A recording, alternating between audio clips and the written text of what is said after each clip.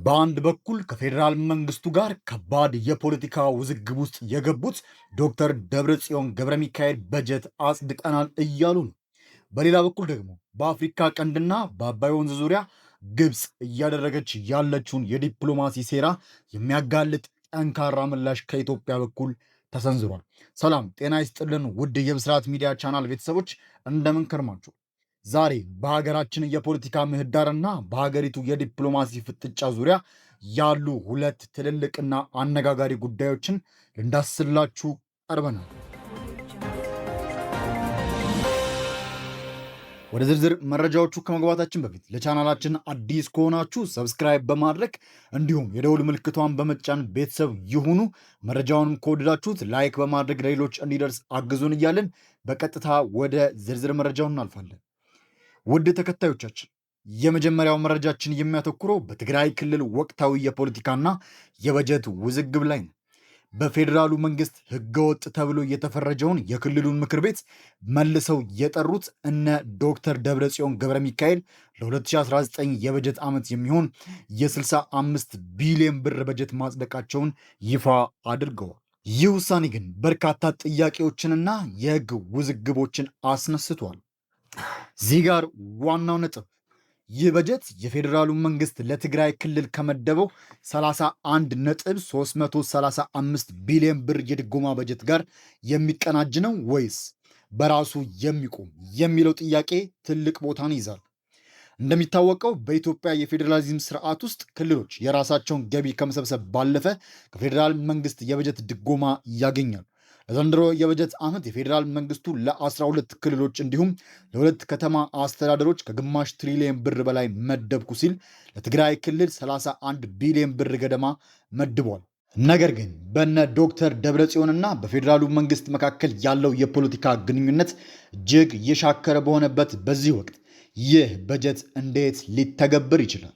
አንደኛው በአካባቢው በህወሓት ውስጥ ባለው የውስጥ ክፍል ምክንያት በአቶ ጌታቸው ረዳና በጀኔራል ታደሰ ወረደ ይመራ የነበረው ጊዜያዊ አስተዳደር እንዲሁም በነ ደብረጽዮን መካከል ያለው ፍጥጫ አልበረደም።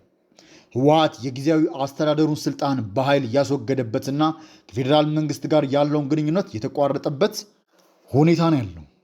ሁለተኛ ባለፈው 2018 የበጀት ዓመት እንኳን ከፌዴራል መንግስት ተለቆልን ስራ መስራት አልቻልንም የሚሉ ቅሬታዎች ነበሩ። ታዲያ አሁን ከፌዴራል መንግስት ጋር በይፋ ፍጥጫ ውስጥ በገቡበት ሁኔታ የፌዴራል መንግስት ያጸደቀውን የ31 ቢሊዮን ብር ድጎማ በምን መልኩ ይለቃል? ስለዚህ እነ ደብረጽዮን ገብረ ሚካኤል ያጸደቁት የ65 ቢሊዮን ብር በጀት በወረቀት ደረጃ ያለ እንጂ በተግባር ክልሉን ለማስተዳደር እንዲሁም የልማት ስራዎችን ለመስራት ያለው እድል እጅግ ፈታኝ እንደሆነ የፖለቲካና የኢኮኖሚ ባለሙያዎች ይናገራሉ። አሁን ደግሞ ወደ ሁለተኛውና እጅግ ወሳኝ ወደ ሆነው የአባይ ወንዝ እንዲሁም የቀጠናው ዲፕሎማሲያዊ ፍጥጫ እናልፋለን።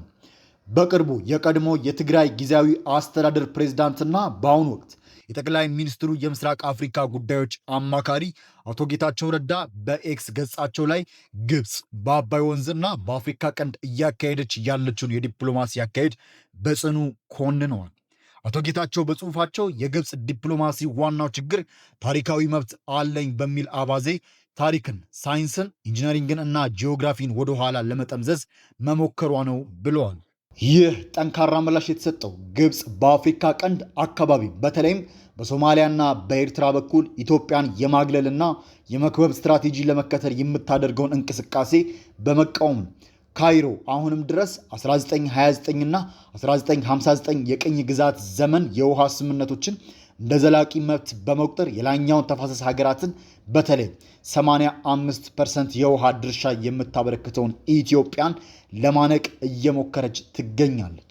በዚህ ጉዳይ ላይ አስገራሚውና ትልቅ ትኩረት የሳበው አስተያየት የመጣው ደግሞ ከታዋቂው አሜሪካዊ ዲፕሎማት አምባሳደር ቲቦር ናጊ ነው።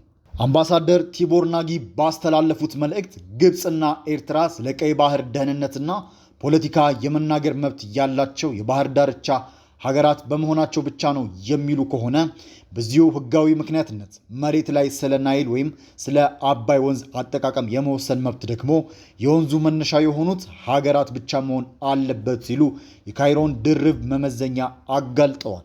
ይህ የአምባሳደር ናጊ ትንታኔ የግብፅን የተዛባ ዲፕሎማሲ እርቃኑን ያስቀረና ኢትዮጵያ በአባይ ወንዝ ላይ ያላትን የሕግ የሞራልና የተፈጥሮ የበላይነት ዓለም አቀፍ ምስክርነት የሰጠ ሆኗል።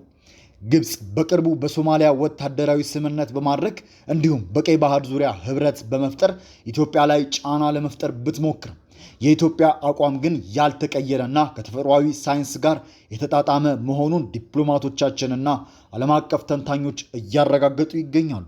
ውድ የብስራት ሚዲያ ቻናል ቤተሰቦች፣ በአንድ በኩል የሀገር ውስጥ የህወሓት የውስጥ ውዝግብና የበጀት ፈተና፣ በሌላ በኩል ደግሞ የካይሮ ቀጠናዊ ተጽዕኖ እንዲሁም የኢትዮጵያ ጠንካራ የመከላከል ዲፕሎማሲ በተመሳሳይ ጊዜ እየተካሄዱ ይገኛሉ።